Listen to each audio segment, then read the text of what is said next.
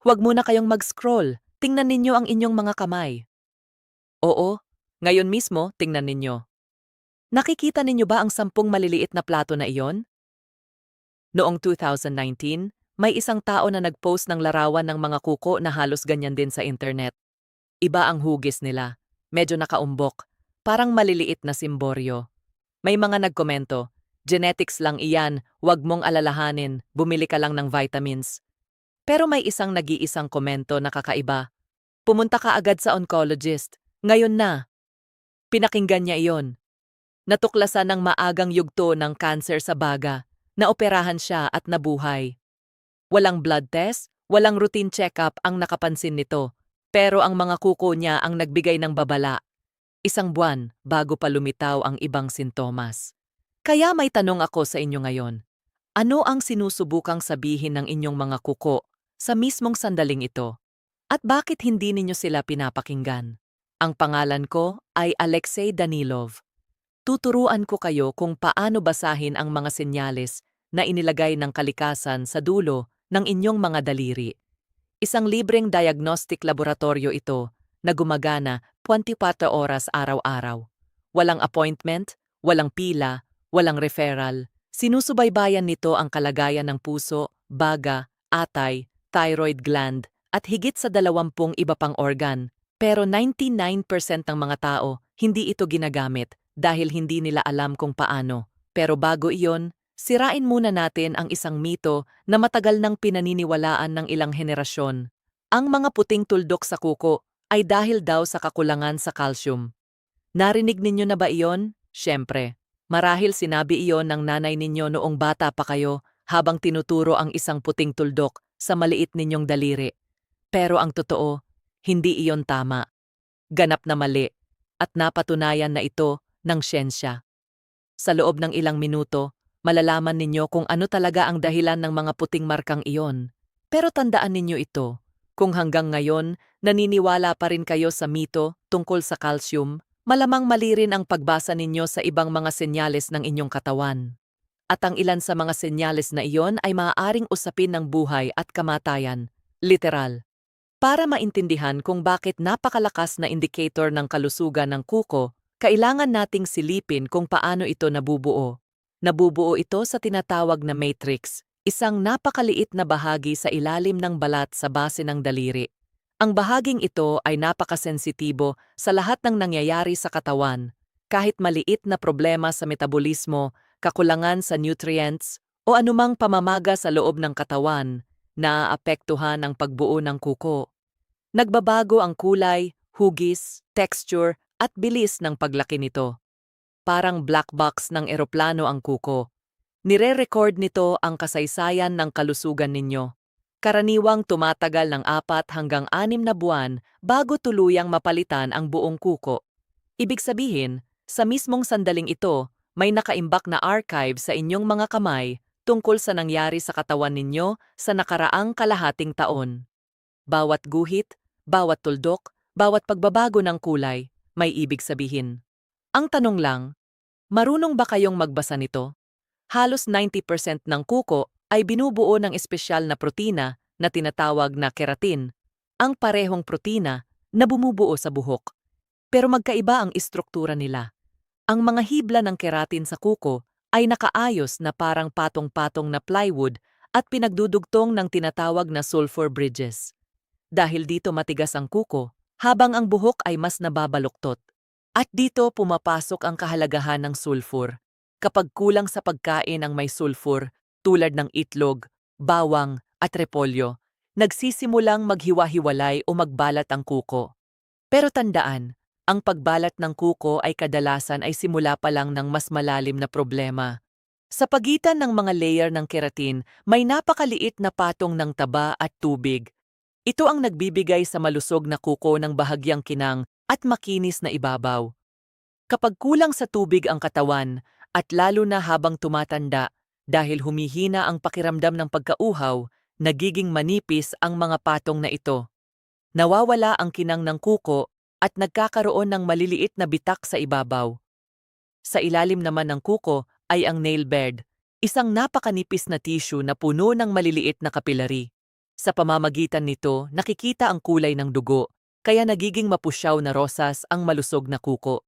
Ang komposisyon ng dugo, antas ng oxygen, at dami ng hemoglobin, lahat ng ito direktang nakikita sa kulay ng kuko. Kapag bumaba ang hemoglobin, namumutla ang kulay rosas. Kapag kulang ang oxygen, nagiging bahagyang asul ang kuko. Kapag mataas ang bilirubin, nagiging madilaw. Ibig sabihin, may 10 maliliit na screen sa dulo ng inyong mga daliri na nagpapakita ng kalagayan ng inyong katawan sa real time.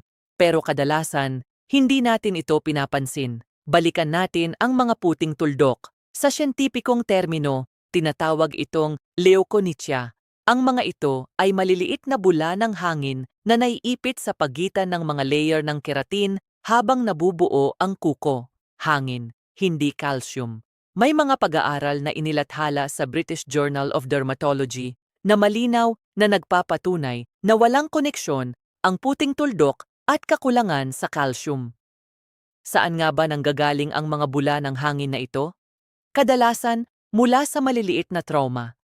Halimbawa, natamaan ang daliri sa mesa, masyadong madiin ang pagtulak sa cuticle o nagtrabaho sa hardin nang walang guwantes. Nasugatan ng bahagya ang matrix, kaya hindi pantay ang pagbuo ng keratin layers. Makalipas ang 3 hanggang 4 na buwan, ang panahong kailangan para umabot sa dulo ang marka. Doon pa lang ninyo mapapansin ang puting tuldok at mag-aalala kayo, kahit matagal nang nangyari ang sanhi nito. Pero hindi lahat ng puting marka ay walang panganib. Kung ang nakikita ninyo ay hindi tuldok kundi pahalang na puting guhit mula isang gilid hanggang kabila at lumilitaw ito sa ilang daliri ng sabay-sabay, ibang usapan na iyon. Ang ganitong linya ay unang inilarawan ng isang Italyan na manggagamot noong ika-19 na siglo at maaari itong magpahiwatig ng pagkalason sa mabibigat na metal, malalang sakit sa bato o matinding kakulangan sa protina. Ang kaibahan ng isang simpleng puting tuldok at isang mapanganib na guhit ay parang gasgas sa kotse kumpara sa bitak sa makina. Mukhang magkapareho sa labas, pero napakalayo ng kahihinatnan. Kung sakaling ang buong kuko ay maging pantay na puti, parang kulay gatas, at wala na ang mapusyaw na rosas na kulay sa ilalim, maaring may kinalaman ito sa seryosong problema sa atay. Kapag hindi na maayos ang paggana ng atay, tumataas ang konsentrasyon ng ilang protina sa dugo, nagbabago ang mga ugat sa ilalim ng kuko, at nawawala ang kulay rosas. Sa mga medical textbook, ito ay isa sa mga klasikong maagang senyales ng cirrhosis. Matagal bago pa man makaranas ng sakit o paninilaw ang tao. Ngayon naman, pag-usapan natin ang lunula, ang puting kalahating bilog sa base ng kuko. Maraming tao ang hindi ito pinapansin.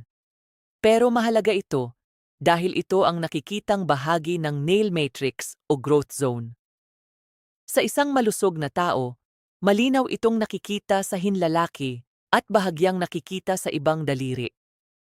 Kung tuluyang mawala ang lunula sa lahat ng daliri, maaaring senyales ito ng anemia, mahinang nutrisyon ng mga tissue, o problema sa thyroid gland. May kabaligtaran ding sitwasyon. Kapag masyadong malaki ang lunula at sumasakop sa higit sa 1/4 ng kuko, tinatawag itong macrolunula at kadalasang nakikita sa mga taong may sobrang aktibong thyroid. Isang maliit na detalye, pero dalawang magkasalungat na diagnosis.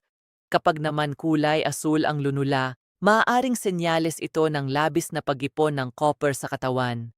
Ito ay isang bihira ngunit mapanganib na namamanang metabolic disorder na, kung hindi magagamot, maaaring sumira sa atay at utak. At ang unang babala ay narito lang, tahimik sa inyong mga daliri. Kung pula ang lunula, maaari itong maiugnay sa mga autoimmune process, chronic heart failure, o pagkalason sa carbon monoxide. Bawat kulay ay parang ilaw sa dashboard ng sasakyan, may ibig sabihin at may dapat na reaksyon. Ngayon naman, tingnan natin ang kulay ng buong kuko. Ang malusog na kuko ay rosas, makinis, at may bahagyang kinang. Kapag may pagbabago rito, may mensahe ang katawan. Dilaw. Ito ang isa sa pinakakaraniwang tanong ng mga taong lampas, 50 taong gulang. Bakit nagiging dilaw ang mga kuko? Ang unang dahilan ay fungal infection. Ang mga mikroorganismo ay pumapasok sa ilalim ng libreng dulo ng kuko, sinisira ang keratin, at nagiging makapal, madilaw, at marupok ang kuko. Marami ang nagwawalang bahala rito. Iniisip na pangit lang tingnan, pero hindi naman seryoso. Pero mali iyon. Ang fungus ay nagiging bukas na pinto para sa bakterya, lalo na kung may problema sa blood sugar. Sa mga taong may mataas na glucose sa dugo, ang tila simpleng fungal infection ay maaaring humantong sa malubhang komplikasyon kahit gangrene sa paa. Pero ibang usapan pa ang tungkol sa mga kuko sa paa. Pag-uusapan natin iyon mamaya. May isa pang mas seryosong dahilan ng paninilaw ng kuko. May kondisyon kung saan lahat ng 20 kuko sa kamay at paa ay nagiging dilaw, makapal, at napakabagal tumubo. Halos nawawala rin ang cuticle.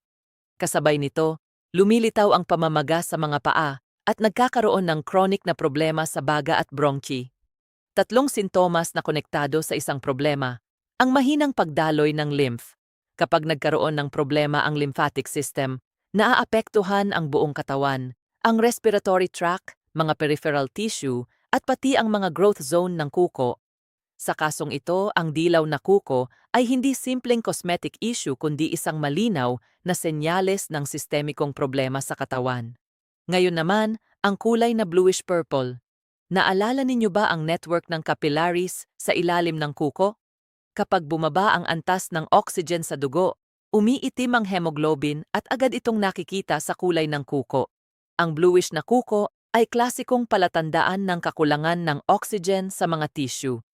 Maaaring sanhi ito ng chronic obstructive pulmonary disease, matinding bronchial asthma, congenital heart defects, o anemia. Mayroon ding ilang gamot na ginagamit sa pagkontrol ng heart rhythm na maaaring magdulot ng ganitong epekto.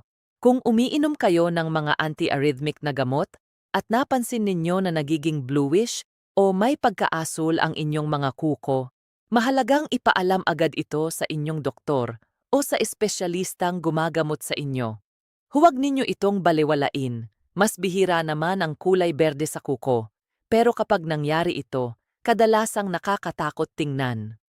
Kadalasan ang dahilan nito ay ang bakterya na tinatawag na Pseudomonas aeruginosa, isang mikrobyo na gustong-gusto ang mamasa-masang kapaligiran. Kaya ang mga kusinero, dishwasher, at lahat ng taong palaging nagtatrabaho na may tubig ay kabilang sa mga may mas mataas na panganib. Ang berdeng pigment na nakikita ninyo ay produkto mismo ng aktibidad ng bakterya. Sa karamihan ng kaso, hindi naman ito agad nagbabanta sa buhay, pero kung hindi gagamutin, maaaring lumalim ang impeksyon. Ngayon, makinig ng mabuti. Ito ang isa sa pinakamahalagang bagay na sasabihin ko tungkol sa kulay ng kuko. Kapag may madilim na pahabang guhit sa kuko, isang makitid na kayumanggi o itim na linya na mula sa base hanggang sa dulo, at minsan ay nasa isang daliri lang, dapat itong pagtuunan ng pansin. Sa maraming kaso, lalo na sa mga taong may mas maitim na balat, normal lamang ito. Ito ay dahil sa pag-activate ng mga pigment cells sa nail matrix. Pero may isang napaka-agresibong uri ng melanoma na maaaring tumubo mismo sa ilalim ng kuko. Tinatawag itong acral lentiginous melanoma. Ang mapanganib dito ay madalas itong magmukhang simpleng guhit lang sa simula. May ilang senyales na hindi dapat balewalain. Kapag ang guhit ay mas malapad sa 3 milimetro, kapag hindi malinaw ang mga hangganan nito, kapag hindi pantay ang kulay, o kapag ang pigment ay lumalampas na sa kuko papunta sa balat ng daliri, huwag nang maghintay. Hindi bukas, hindi sa susunod na linggo, ngayon na, magpatingin na sa dermatologist. Sa kasong ito, ang maagang diagnosis ay literal na maaaring magligtas ng buhay. Pero kalahati pa lang ng kwento ang kulay. Ang ikalawang kalahati ay ang hugis ng kuko. May mga pagbabago sa hugis na napakalinaw na minsan, isang tingin pa lang ng isang bihasang doktor sa mga kamay ninyo ay nakapagbibigay na siya ng paunang ideya kung ano ang posibleng problema. Ipatong ninyo ang inyong kamay sa mesa at tingnan ang inyong mga daliri mula sa gilid. Ang normal na kuko ay may bahagyang kurba, parang isang maliit na burol. Kung sa halip ay may nakikita kayong pagkalubog, parang maliit na kutsara ang hugis, ito ay tinatawag na koilonychia. Halos palaging senyales ito ng matinding kakulangan sa iron sa katawan. Ang iron ay direktang kasangkot sa pagbuo ng istruktura ng keratin. Kapag kulang ito, hindi maayos ang pagkakaayos ng mga hibla ng keratin at sa halip na umumbok ang kuko, nagkakaroon ito ng hukay. Ang nakakagulat dito, ang spoon nails ay maaaring lumitaw kahit bago pa bumaba ang resulta ng iron sa blood test. Ibig sabihin, sinusubukan pa ng katawan na panatilihin ang hemoglobin hanggat maaari, pero ang mga peripheral tissue ay nagsisimula ng magkulang. Ang mga daliri ang unang sumisigaw ng babala. Ang koilonychia ay maaari ring makita sa mga taong matagal na nakikipag-ugnayan sa matitinding kemikal. Halimbawa, ang mga taong taon-taong nagtatrabaho nang walang guwantes gamit ang mga detergent, solvent o acid. Sinisira ng mga kemikal na ito ang sulfur bridges sa keratin. Unti-unting nawawala ang tibay ng kuko. Sa ganitong sitwasyon, ang pagsusuot ng guwantes ay hindi lang simpleng payo, isa itong pangangailangan. Kung hindi, sa loob ng 5 hanggang 7 taon, maaaring magkaroon ng permanenteng deformasyon ang mga kuko. Ngayon naman ang kabaligtaran. Kapag ang kuko ay sobrang nakaumbok, parang simboryo o parang salamin ng relo, ang dulo ng daliri ay nagiging makapal at bilugan, parang drumstick. Ang palatandaang ito ay inilarawan pa ni Hippocrates mga 25 siglo na ang nakalipas, kaya hanggang ngayon tinatawag itong Hippocratic fingers. Sa ilang sakit, lalo na sa mga sakit sa baga at puso, may mga sangkap na napupunta sa dugo na nagpapasigla sa paglaki ng malambot na tissue sa paligid ng dulo ng daliri. Lumalawak ang mga capillary, namamaga ang connective tissue, lumalapad ang daliri, at kumukurba ang kuko. Ano-anong kondisyon ang maaaring nasa likod nito? Cancer sa baga sa humigit kumulang 35% ng mga kaso, pulmonary fibrosis, mga purulent na impeksyon sa dibdib, congenital heart defects kung saan naghahalo ang arterial at venous blood, cirrhosis ng atay, at ilang inflammatory diseases ng bituka. Lahat ng ito ay seryosong kondisyon. May isang simpleng test na maaari ninyong gawin ngayon din. Idikit ninyo ang dalawang magkatulad na daliri mula sa magkabilang kamay, kuko sa kuko. Kung may maliit na diamond-shaped na espasyo sa pagitan ng mga base ng kuko, normal iyon. Pero kung walang espasyo at dikit na dikit ang mga daliri, maaaring kailanganin ninyo ng konsultasyon. Tinatawag itong Shamroth Window Test. 3 segundo lang gawin, pero napaka-informative. Pero hindi lang hugis ang mahalaga. Ang ibabaw ng kuko ay marami ring sinasabi. Subukan ninyong ilapit ang kamay sa ilaw o gumamit ng magnifying glass. Sa karamihan ng taong lampas 50 taong gulang, makikita ang mga pahabang guhit mula base hanggang dulo ng kuko. Sa maraming pagkakataon, normal lang ito at bahagi ng pagtanda. Habang tumatanda, hindi na ganoon kapantay ang paggana ng nail matrix, parang printer na minsan ay may bahagyang sabit kapag nagpapasok ng papel. Sa edad na 70, halos lahat ay may ganitong guhit, pero kung bigla itong lumitaw sa loob lamang ng ilang buwan, o kung may isa o dalawang guhit na mas malalim kaysa sa iba, maaaring may ibang dahilan. Maaaring kakulangan sa bitamina B, problema sa pagsipsip ng nutrients sa maliit na bituka, o rheumatoid arthritis na nagsisimula nang umatake sa maliliit na kasukasuan. Iba naman ang kwento kapag pahalang ang mga guhit. Ang mga malalalim na horizontal grooves na tumatawid sa kuko mula kaliwa hanggang kanan ay tinatawag na Bowes lines. Bawat isa sa mga ito ay tanda na pansamantalang tumigil sa trabaho ang nail matrix. Maaaring dahil ito sa matinding lagnat, malaking operasyon, chemotherapy, o matinding stress sa emosyon. Sa mga sandaling iyon, inuuna ng katawan ang kaligtasan at pansamantalang humihinto ang paglaki ng kuko. Kapag natapos ang krisis, muling nagpapatuloy ang pagbuo ng kuko, pero ang marka ay nananatili. At may isang kamanghamanghang detalye dito. Batay sa lokasyon ng guhit, Maaari ninyong tantiyahin kung kailan nangyari ang pangyayari. Ang kuko ay lumalaki ng mga 3 hanggang 4 na milimetro bawat buwan. Sukatin ang distansya mula sa guhit hanggang sa cuticle, hatiin sa 3, at makukuha ninyo ang bilang ng mga buwan mula nang mangyari iyon. Para itong retrospective diagnosis. Kung isang guhit lang, malamang isang beses na pangyayari. Kung maraming magkakaparehong guhit, maaring paulit-ulit na krisis. Kung sabay-sabay sa lahat ng daliri, maaring isang sistemikong stress sa katawan. Maraming taong nagkaroon ng matinding viral infection noong 2020 ang nakapansin ng ganitong mga guhit makalipas ang 2 o 3 buwan. Parang seismograph ang katawan. Naitatala nito ang lindol na naranasan. May isa pang pagbabago na madalas hindi napapansin. Ang maliliit na tuldok o hukay sa ibabaw ng kuko, parang tinusok ng karayom.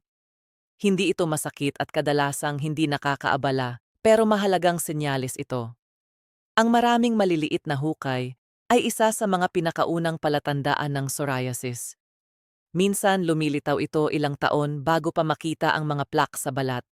Ibig sabihin, ang mga kuko ang unang nagbabala tungkol sa sakit na hindi pa lumilitaw sa ibang bahagi ng katawan.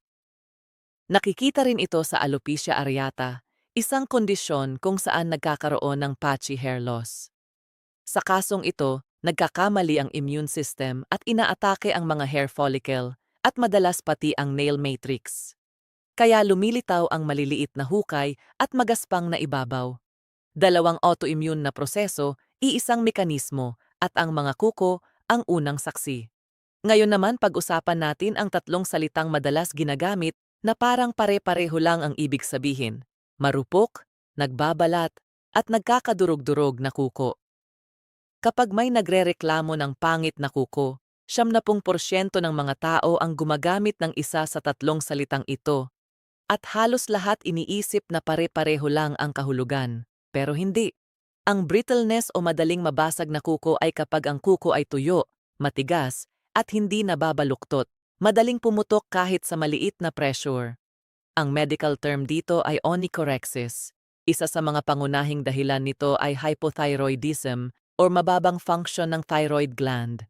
Kinokontrol ng thyroid ang metabolismo ng bawat cell, kasama ang nail matrix. Kapag bumaba ang thyroid hormones, bumabagal ang pagbuo ng keratin at nagiging marupok ang kuko, parang tuyong putik na madaling mabasag. Isa pang dahilan ay chronic dehydration. Habang tumatanda, humihina ang thirst center sa utak, kaya hindi napapansin ng tao na kulang na pala siya sa tubig. Ang mga kuko ay isa sa mga unang tissue na nawawalan ng moisture. Minsan, ang simpleng pagtaas ng pag-inom ng tubig hanggang mga 1.5 litro bawat araw ay nagbibigay ng malinaw na pagbabago sa loob ng 2 o 3 buwan. Simple, mura, at epektibo. Ang ikatlong dahilan ay panlabas na kemikal na agresyon. Ang acetone sa nail polish remover, mga alkaline na detergent, at mga antiseptic gel ay unti-unting nagtatanggal ng natural na taba sa pagitan ng mga layer ng keratin. Kung 5 o 6 na beses sa isang araw gumagamit ng gel antiseptic sa loob ng maraming taon, halos siguradong magiging marupok ang kuko. Ang paglayer o pagbalat ng kuko, kapag ang dulo ay naghihiwalay sa manipis na pahalang na patong na parang mika, ay tinatawag na onychoschisia. Kadalasan, ang dahilan nito ay problema sa digestive system.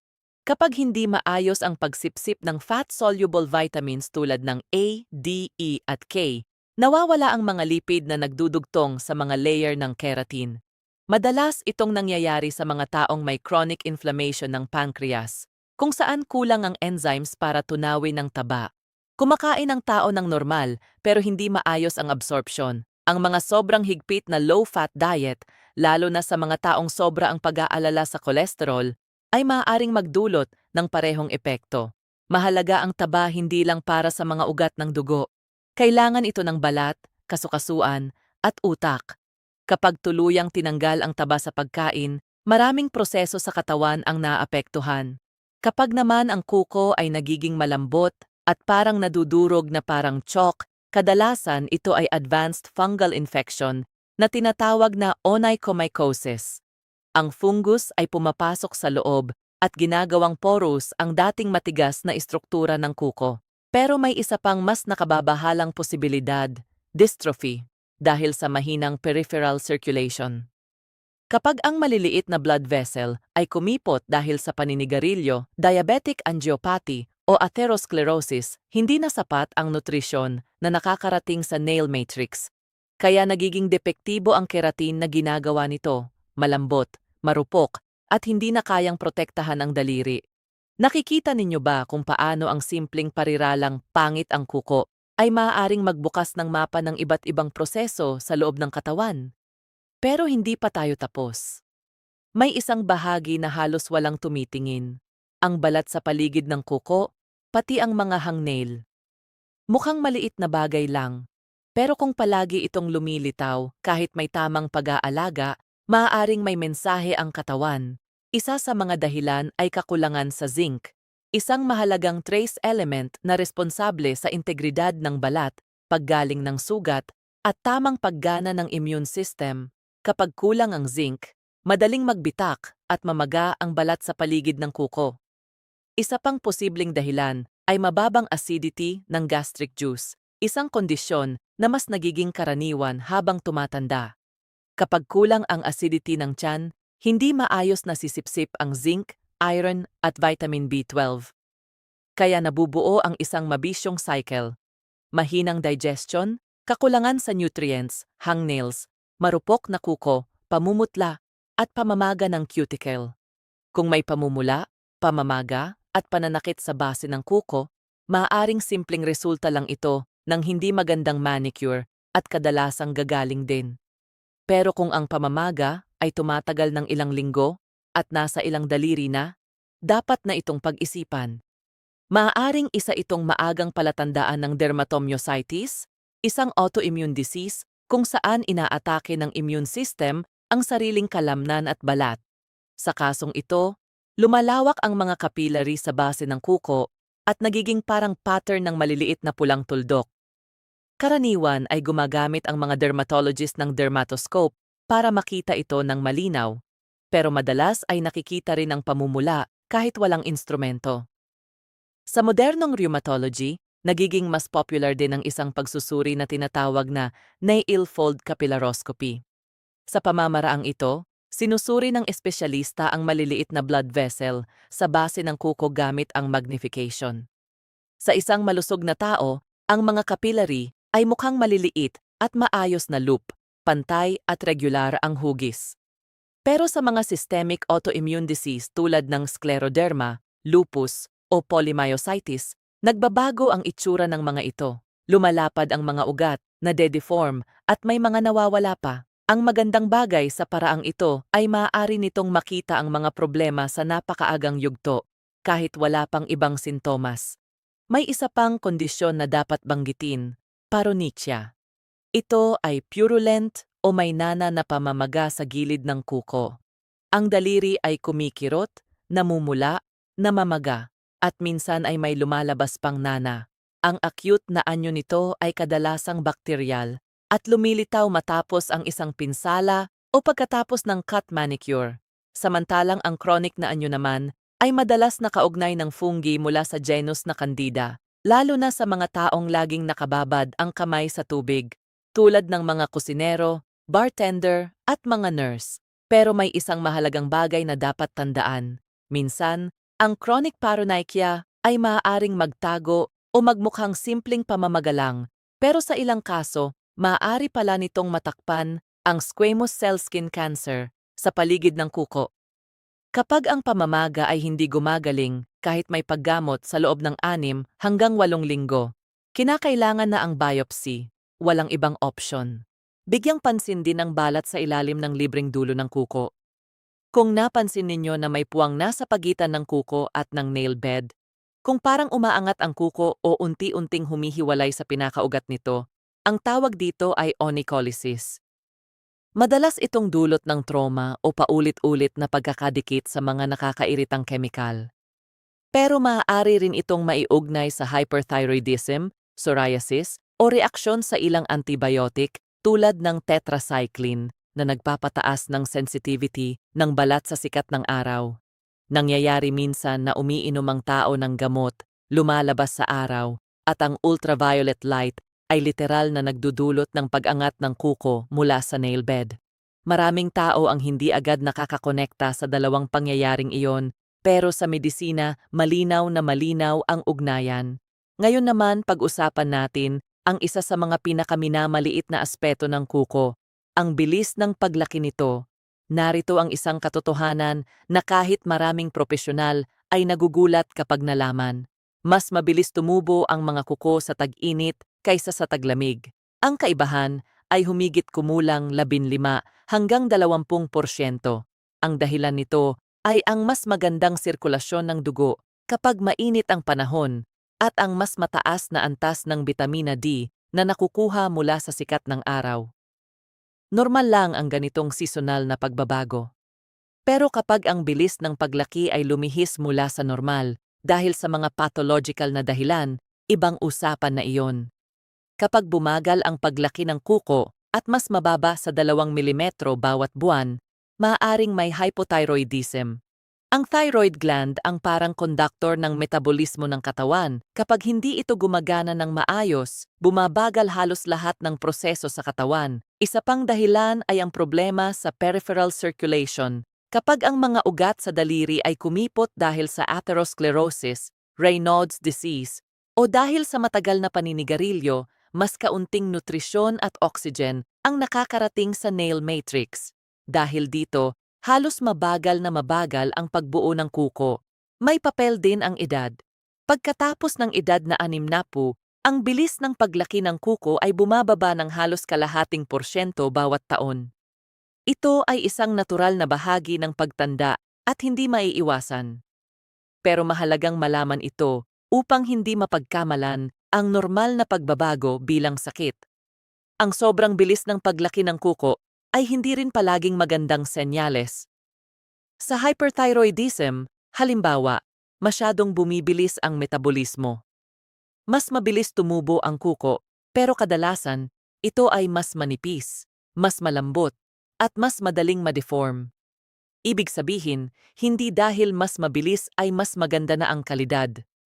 Sa psoriasis, maaari ring bumilis ang paglaki ng kuko. Ang mga immune cell ay parang nagpapasigla sa nail matrix. Ang resulta, mas makapal, mas magaspang, at minsan ay deformed na mga kuko. May isa pang nakakatuwang detalye. Sa kamay na mas ginagamit ninyo, mga 5 hanggang 10% na mas mabilis ang paglaki ng kuko. Kung right-handed kayo, mas mabilis sa kanang kamay. Kung left-handed naman, sa kaliwa. Ang dahilan ay ang mas aktibong daloy ng dugo sa mas ginagamit na kamay. Sa gitnang daliri naman, pinakamabilis ang paglaki ng kuko. Ito ang pinakamahabang daliri at may pinakamagandang supply ng dugo. Samantalang sa maliit na daliri ang pinakamabagal. Kung napansin ninyo na mas bihira ninyong gupitin ang kuko ng maliit na daliri, ngayon alam na ninyo kung bakit. Pero kung ang pagkakaiba ng paglaki ng kuko sa pagitan ng dalawang kamay ay masyadong malaki at lampas sa normal, maaaring senyales ito na may problema sa daloy ng dugo. Halimbawa, stenosis ng subclavian artery o thoracic outlet syndrome, mga kondisyon kung saan limitado ang daloy ng dugo papunta sa isang braso. Sa apektadong bahagi, mas mabagal ang paglaki ng kuko, mas manipis ang plate, at mas maputla ang kulay. Ang simpleng paghahambing ng dalawang kamay ay isa sa pinakamadaling paraan ng screening. Hindi kailangan ng espesyal na kagamitan o kahit anong training. Kung pagkatapos ng isang sakit o pinsala ay bumagal ang paglaki ng kuko at hindi bumalik sa normal sa loob ng 3 hanggang 4 na buwan, maaring hindi pa ganap na nakarecover ang katawan. Posibleng may natitirang pamamaga sa loob o patuloy na stress na pumipigil sa normal na regeneration. Sa isang paraan, ang mga kuko ay parang speedometer ng recovery ng katawan. Kapag hindi gumagalaw ang karayom, ibig sabihin may hindi pa rin maayos sa loob. Hanggang ngayon, karamihan sa napag-usapan natin ay tungkol sa mga kuko sa kamay. Pero pagdating sa mga kuko sa paa, para itong ibang mundo. Iba ang mga batas, iba ang mga panganib, at karamihan sa mga tao, halos hindi man lang ito tinitingnan. Aminin ninyo, kailan ninyo huling tiningnang mabuti ang inyong mga daliri sa paa? Hindi iyong mabilis lang na sulyap. Iyong talagang tinanggal ninyo ang medyas, umupo sa maliwanag na ilaw, at isa-isang sinuri ang bawat kuko. Malamang matagal na, o baka hindi pa kailanman. Pero dito mismo, sa bahaging pinakamalayo sa puso, madalas unang lumilitaw ang mga senyales ng problema sa mga ugat. Pag-usapan natin ang kapal ng kuko. Ang mga kuko sa paa ay natural na mas makapal at mas mabagal tumubo, mga 3 beses na mas mabagal kaysa sa kuko sa kamay. Karaniwang tumatagal ng 12 hanggang 18 buwan bago tuluyang mapalitan ang buong kuko sa paa. Kapag ang kapal ay sobra na sa normal at ang kuko ay parang naging malakuko ng hayop o parang claw, ang tawag dito ay onychogryphosis. Madalas itong nauugnay sa chronic venous insufficiency. Kapag hindi maayos ang pagdaloy ng dugo palabas ng paa, kulang sa oxygen ang mga tissue at naiipon ang metabolic waste. Dahil dito, gumagawa ang nail matrix ng abnormal na keratin, mabigat, baluktot, at kulay dilaw hanggang kayumanggi. Isa pang karaniwang dahilan ay advanced fungal infection. Sa mga kuko sa paa, halos perpekto ang kondisyon para sa fungus. Mainit, mamasa-masa, at madilim. Saradong sapatos, synthetic na medyas, at pawisin na paa, lahat ito ay tumutulong sa paglago ng fungus. Sa loob ng 6 na buwan hanggang 1 taon, ang kuko ay maaaring maging makapal, maluwag, at parang buhaghag na istruktura. At may isang napakahalagang bagay dito. Ang fungal infection sa paa ay hindi dapat balewalain, lalo na kung may problema sa blood sugar metabolism. Sa diabetic foot, kahit maliit na bitak lang ay maaaring maging pintuan ng impeksyon na, sa pinakamasamang kaso ay humahantong sa amputasyon. Hindi ito pananakot, ito ay estadistika. Taon-taon, daan-daang libong amputasyon ng lower limbs ang nangyayari, at marami sa mga kasong ito ay nagsimula sa simpleng fungal infection na hindi pinansin. Ngayon naman pag-usapan natin ang ingrown nail. Nangyayari ito kapag ang gilid ng kuko ay tumutusok sa malambot na tissue sa paligid nito.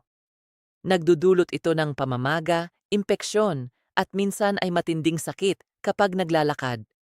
Bakit ito nangyayari? Kadalasan dahil sa maling paggupit ng kuko. Maraming tao ang may reflex na bilugin ang gilid ng kuko kapag naggugupit, pero ito mismo ang madalas nagdudulot ng problema. Ang tamang paraan ay gupitin ang kuko ng tuwid, hindi bilog ang gilid, at mag-iwan ng kaunting haba na bahagyang mas mataas sa antas ng balat. Ikalawang dahilan ay masisikip na sapatos na pinipisil ang mga daliri. Ikatlo ay genetic predisposition. May mga taong ipinanganak na mas kurbado ang hugis ng kuko, kaya mas mataas ang posibilidad na magkaroon ng ingrown nail kung walang regular na preventive care. Ngayon naman isang senyales na halos walang nakakaalam, ang capillary refill time. Pindutin ninyo ang kuko ng malaking daliri sa paa hanggang pumuti ito, pagkatapos ay bitawan. Kung babalik ang kulay rosas sa loob ng mas mababa sa 2 segundo, normal iyon. Kung 3 segundo o higit pa bago bumalik ang kulay, maaaring may problema sa daloy ng dugo. Ginagamit ng mga emergency medical team ang test na ito kapag sinusuri ang kalagayan ng pasyente. Pero maaari rin ninyo itong gawin sa bahay araw-araw. 2 segundo lang, at may ideya na kayo kung sapat ba ang daloy ng dugo papunta sa inyong mga paa. Kung napapansin ninyo ang malamig na paa, maputlang kuko, mabagal na paglaki ng kuko, at madalas na pagbalik ng fungal infection, kapag 3 sa 4 na ito ang nararanasan ninyo, malakas na dahilan iyon para ipasuri ang arterial blood flow. Ang ultrasound Doppler study ay isang walang sakit at madaling paraan upang makita kung gaano kalaya ang daloy ng dugo sa inyong mga ugat. Napakalayo na ng ating narating. Napag-usapan natin ang napakaraming senyales mula sa simpleng puting tuldok hanggang sa capillary refill test sa mga daliri sa paa. Naiintindihan ko kung pakiramdam ninyo ngayon ay parang napakaraming impormasyon sa ulo ninyo. Parang nakakalito kung saan magsisimula at ano ang dapat bantayan. Kaya bibigyan ko kayo ng isang simpleng sistema. 5 minuto lamang isang beses sa isang linggo at makokontrol ninyo ang mga bagay na dati ay hindi ninyo napapansin sa loob ng maraming taon. Una, suriin ang mga kuko sa maliwanag na ilaw Pinakamainam ang natural na liwanag ng araw. Maaari rin ang lamp na may daylight spectrum. Ang dilaw na ilaw ng ordinaryong bombilya ay maaaring magbago sa hitsura ng kulay at baka hindi ninyo mapansin ang nagsisimulang paninilaw o pamumula ng kuko. Tanggalin ang nail polish. Kahit ang gel coating ay dapat alisin kahit isang beses bawat buwan. Sa ilalim ng opaque na layer, maaaring may mga pagbabagong nangyayari na matutuklasan ninyo ng huli na. Ikalawa, tingnan ang kulay ng bawat kuko sa parehong kamay. Ang pantay na kulay rosas ay normal. Ang dilaw ay maaaring fungal infection o sistemikong problema. Ang asul ay maaaring kakulangan ng oxygen. Ang sobrang maputla ay maaaring anemia. At kung may madilim na pahabang guhit, magpatingin agad sa dermatologist. Huwag agad mag-diagnose sa sarili. Sa halip, magtala. Mag-picture gamit ang cellphone isang beses bawat buwan. Pagkaraan ng 6 na buwan, magkakaroon kayo ng visual history na maaari ninyong ipakita sa doktor. Ikatlo, tingnan ang lunula. Nakikita ba ang kalahating buwan kahit sa mga hinlalaki? Nagbago ba ang laki nito? Kapag nawala ito, maaaring kailanganin ang blood test at pagsusuri sa thyroid. Ikaapat, tingnan ang ibabaw ng kuko. Haplusin ito gamit ang dulo ng daliri ng kabilang kamay. Makinis ba? May pahabang guhit? May pahalang na uka? May maliliit na hukay? Anumang bagong pagbabago ay dapat bigyang pansin. Ikalima, tingnan ang hugis ng kuko. May pagkalubog ba o sobrang pag-umbok? Subukan ang simpleng test. Idikit ang magkatulad na daliri mula sa magkabilang kamay. Kung may maliit na diamond-shaped na puwang sa pagitan ng mga kuko, ayos iyon. Kung wala, maaring magandang ideya na magpatingin. Ika-6, subukan ang tibay ng kuko. Pindutin ang dulo. Nababaluktot ba ito at may elasticity o madaling pumutok, magbalat o magdurog? Ang brittleness ay maaaring may kinalaman sa thyroid o dehydration. Ang pagbalat ay maaaring dahil sa problema sa pagsipsip ng taba. Ang pagdurog naman ay maaaring fungal infection o problema sa mga ugat. Ikapito, tingnan ang balat sa paligid ng kuko. May hangnails ba? Pamumula? Pamamaga? Pananakit? Ang chronic inflammation, lalo na kung nasa ilang daliri na, ay magandang dahilan upang magpatingin sa doktor. Ikawalo, huwag kalimutan ang mga paa. Tanggalin ang medyas. Yumuko at tingnan ng mabuti ang mga kuko sa paa. Tingnan ang kapal, kulay, at anumang fungal changes. Pindutin ang kuko ng malaking daliri at sukatin kung gaano kabilis bumabalik ang kulay rosas. Kung higit sa 2 segundo, mainam na ipasuri ang daloy ng dugo. 8 hakbang lamang, 5 minuto bawat linggo. Ihambing ang kasalukuyang hitsura sa mga naunang obserbasyon. Magtala, magpicture, at seryosohin ito tulad ng pag-check ng blood pressure o blood sugar. Ang totoo, ang inyong mga daliri ay maaaring magbigay ng halos kasing daming impormasyon tungkol sa inyong kalusugan tulad ng isang medical device.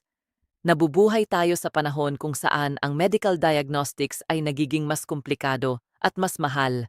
MRI, CT scan, genetic tests. Mahalaga ang lahat ng iyon, oo. Pero binigyan na tayo ng kalikasan ng isang libreng tool na gumagana araw-araw, ngayon mismo. Walang baterya, walang subscription, at walang kailangang appointment. Nasa dulo ito ng inyong mga daliri, literal. Gamitin ninyo ito. Kung nakatulong sa inyo ang video na ito, ibahagi ninyo ito sa taong mahal ninyo, sa inyong nanay, tatay, o kaibigan. Posible na may isang tao ngayon na hindi pinapansin ng isang maliit na senyales na maaaring magligtas ng kanyang buhay. Sa pagpapadala ninyo ng video, maaaring mabigyan ninyo siya ng pagkakataong mapansin ito. Alagaan ninyo ang inyong sarili. Magkita tayo sa susunod na video. M.